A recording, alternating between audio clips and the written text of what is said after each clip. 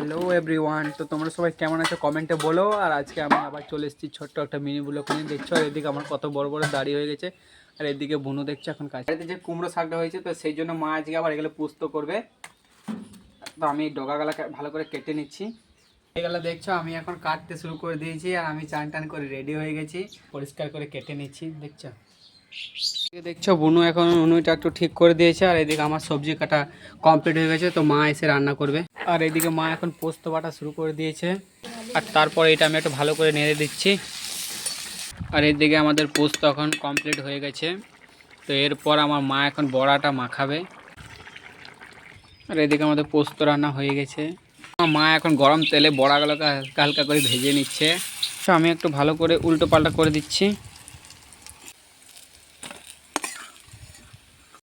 রান্না বান্না শেষ, আর আমি দেখছি এখন খাবার খেতে বসে পড়েছি। আর ওইদিকে মা এখন খাবার বাড়ছে। আর দেখছো কত সুন্দর সিদ্ধ হয়ে গেছে।